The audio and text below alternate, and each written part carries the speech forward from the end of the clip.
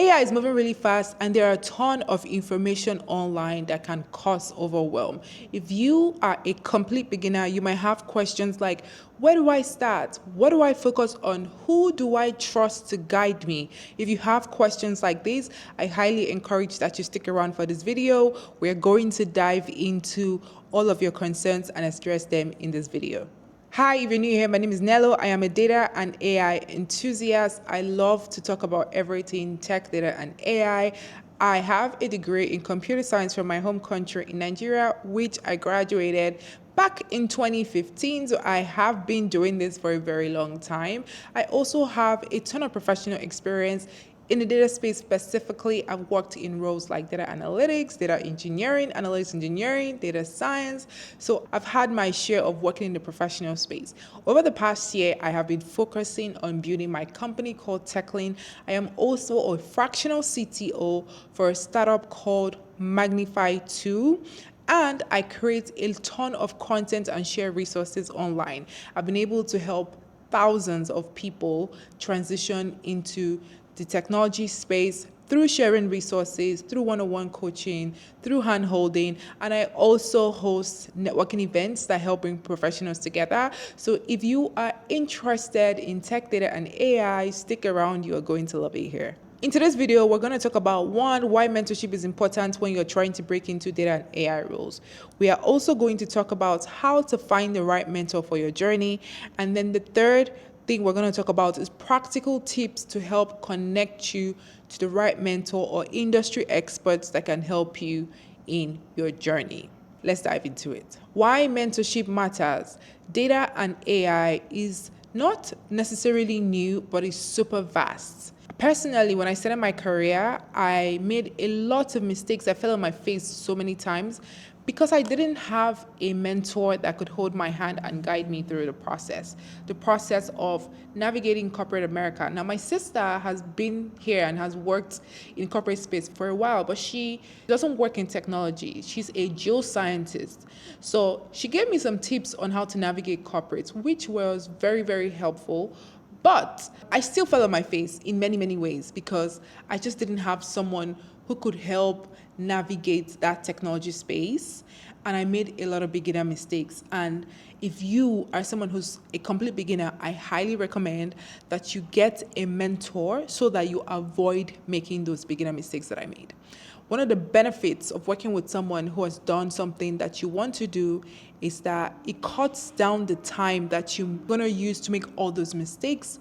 It cuts down the time that you get to achieve something in sometimes more than half because they help you focus on things that would only deliver the results that you're looking for.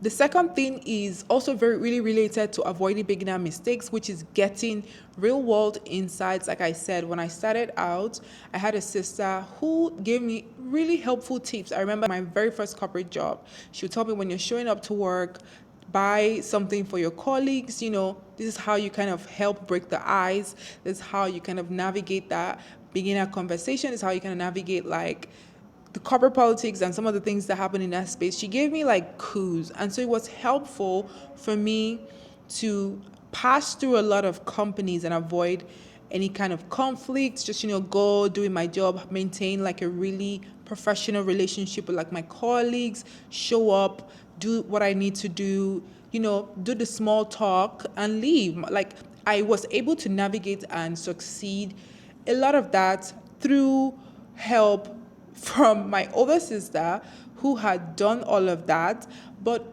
also me asking questions as well. And she also advised that I ask questions. She's like, never shy away from asking like questions. If you have, you don't want to ask questions that are stupid, but you also want to make sure that you have clarity so you don't make mistakes. You know what I mean? So I would have probably made more mistakes if I didn't have her guidance. One of the benefits is definitely getting real world insights, someone that can tell you insiders tips that you would not get from like reading textbooks or sometimes even watching videos like this. The third one is staying accountable. When you have someone who you can always run to ask questions, it helps you stay accountable. And sometimes for accountability, it doesn't always have to be a mentor. You can have friends that keep you accountable as well. But accountability is super, super crucial. Sometimes you cannot rely on your strengths alone, no matter how strong you are. And having a mentor that consistently checks you and says, hey, are you making sure that you're doing what you're supposed to be doing? Like, kind of helps you to stay on track and consistent. So that is another strong benefit of having mentorship, an advisor, or even a sponsor. The last benefit is unlocking opportunities. Now, if you have access to people who have access to other people, sometimes when an opportunity pops up, you're top of mind for them because they know that, okay, this person has what this other person is looking for, and they help do like connections. I have a lot of friends who consistently send me opportunities. They say, hey, Nello, this person is looking for this, would think you'd be a great fit. Hey, this is this. Hey, that is that. Hey, da da da. Some of them I say yes to, some of them I don't say yes to. But if I don't have access to these people, these opportunities I wouldn't even know that these opportunities exist, right? So another benefit of having a mentor or an advisor is someone who knows you well enough to know your strengths, and they can call your name in rooms. They can introduce you to opportunities because they know that you're going to be a really good fit for it. So the next thing I want to talk about is, when should you seek a mentor? A lot of people think that they don't need a mentor in the early phases of their journey. They start to look for a mentor when they get blocked. Like, I don't think that that's a good strategy. Personally, I feel like before you do anything, the first step is to actually talk to people who have done what you want to do, and then find the right mentor, right? So don't hit a block and then realize, oh, I have to talk to someone about this. Talk to somebody before you even begin. Like, the earliest stages is usually the best time to talk to someone, and then you map out your entire journey, right? They help you map out what that journey would look like, what is the best approach for that journey. And then that way you don't fall on your face. That way you kind of have like a roadmap that you can follow to ensure that you're successful. A lot of people wait until there's fire in the mountain before they start looking for a mentor, or until they hit a block. That's not the best time. It's also a good time because the person that you talk to can potentially unblock you. But personally, I say, even before you start, once you're venturing into something that is an untapped territory for you, somewhere where you know that you don't have the knowledge, seek mentorship as much as you can. And I'm telling this to myself as well, because I am such a doer. I like to jump into things. I learn by doing. So I'm someone who would jump into something and kind of navigate it and say, okay, this is what I understood. These are the places I'm still blocked, blah, blah, blah. And I know a lot of people are like that as well. But what I would recommend is to talk to someone first. Do your research. Figure out who the best expert is to talk to before you actually start doing.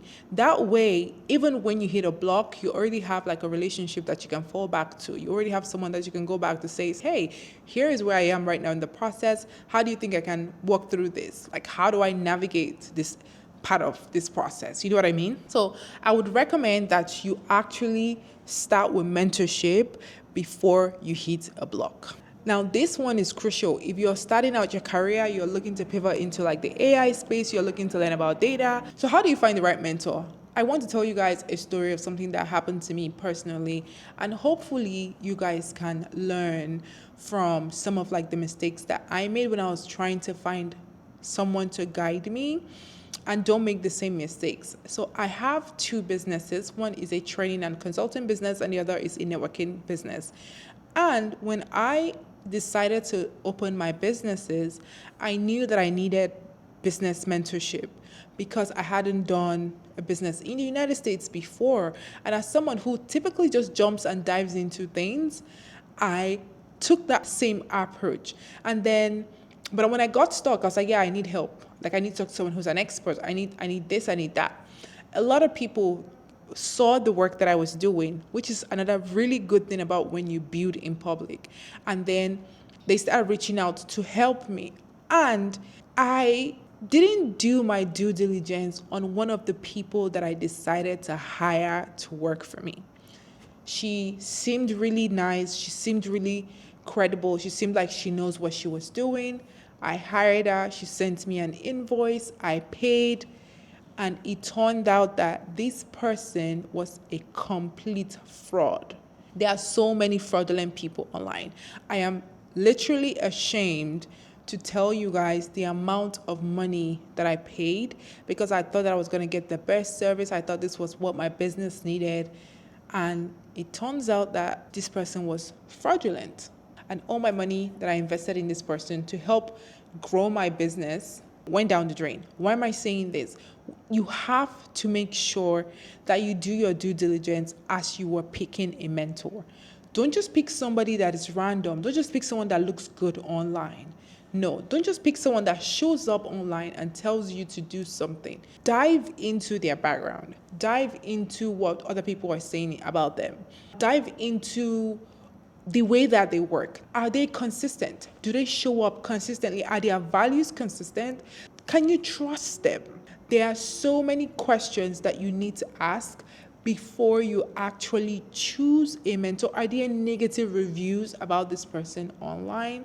Sometimes the negative reviews are not always correct. There are times when people just don't like people and they try to smear them, right? But a lot of the times when someone does exceptional work, it is very visible, it's glaring. You can tell that this is a safe space. When someone doesn't do exceptional work, you can tell that this doesn't feel like a safe space. I should probably be careful when engaging with this person or talking to this person, or something just doesn't feel right. So do your due diligence. And here are some practical steps when it comes to like choosing a mentor. The first one would be to join communities. So before you even, especially for those who are looking to like break into like AI roles or data roles or things like that, if you're looking to break into any of these roles, join communities online before you even spend your money. I always say like explore things that are free, and then just start attaching yourself to people who you see are doing the type of things that you want. You see an AI community, you can join that community. You see a data community, you can join the community. You see people online who consistently talk about data and AI, you can follow them. You don't necessarily have to buy their service, but you can tell just by consuming somebody's content when it is organic, it is good, it's well thought out, there's effort that goes into it. You can tell all of that, and you can tell when you're typically in a safe space and when you're not. So I would say like join communities. Communities is really one of the best places to find people that you can allow to hold your hand. Follow industry leaders. Now, there are communities and then there are people who are leaders who have the ability to actually make a change in your career. And what do I mean when I say leaders? These are people who are like chiefs in companies. These are people who are directors. These are hiring managers, the people who are actually making the decision to say, yes, we want to interview this person. We want to talk to this person, not just someone who's running a community. Like people who have community, you have to know what you're going to get from someone. You can't go to someone who has a community online and expect that they give you a job, right? Typically, what that person is going to do is probably provide accountability and provide job search strategies and things like that, but they probably don't have the level of influence to say, hey, I can help you get XYZ job. However, there are people who have the connection in XYZ company, who are working in XYZ company, who can say, hey, let me introduce you to this person. This person is hiring. Like I know the recruiter. I know the hiring manager. Let me put in a good word for you.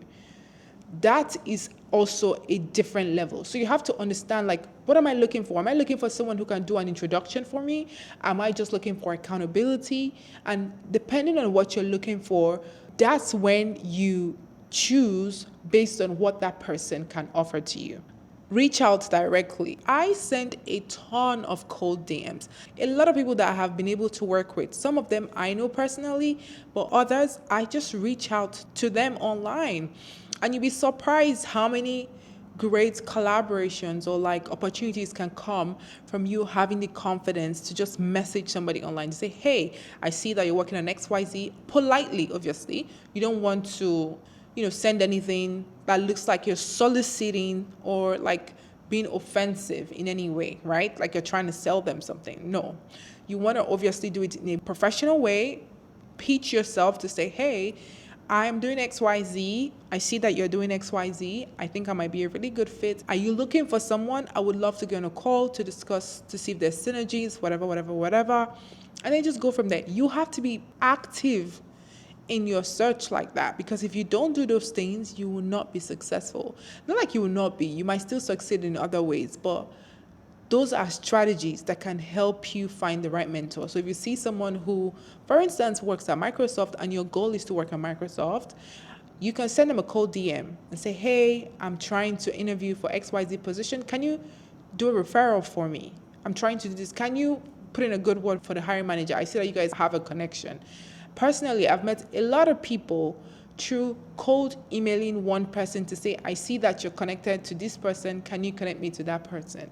And it works all the time. You just have to be polite. You have to be kind. You have to be mindful of the way that you communicate and all that good stuff. So that's typically how I would go about seeking a mentor. Number one step, please do your due diligence. Make sure that these people are credible, that they're not just going to take your money and scam you. A lot of the times people need the guidance. They need the hand holding. They need people to show them how to navigate new terrains. And I would recommend choosing someone who's relatable, because like, when you're in therapy, there are some therapists that, are a super good fit and you go there and you get all the value. And then there are others where it's just like, oh my God, this was a horrible experience. Like I didn't get anything out of this. They probably would be a good fit for somebody else, but not for you. And where is the gap typically? Relatability, maybe the kind of background the person has. So I hate to come off as though I am segregating or like putting people in a box, but typically I find that a lot of people who are immigrants like myself tend to have more success when they work with me, just because there are certain things that I understand that another coach may not understand, because they don't understand maybe your visa process, the F1 process if you came here as an international student. Like there's just some nuances that someone who has already gone through that process of, hey, you came here as an international student, blah, blah, blah, all that nonsense can help navigate, that someone who's just a coach but doesn't really understand like visas and things like that may not understand. So these are also things that you can look out for, especially if you are an international student looking for internship, looking for your first opportunity, and things like that. So the last section that I want to just touch on is building a strong mentor relationship, because a lot of people say, hey, find a mentor, find someone that can guide you. That is step one. So you found this person has done exactly what you want to do. You've seen their career trajectory. It looks very similar to what you want. How do you build a relationship that is lasting, that is strong? Not a relationship that you cannot revisit.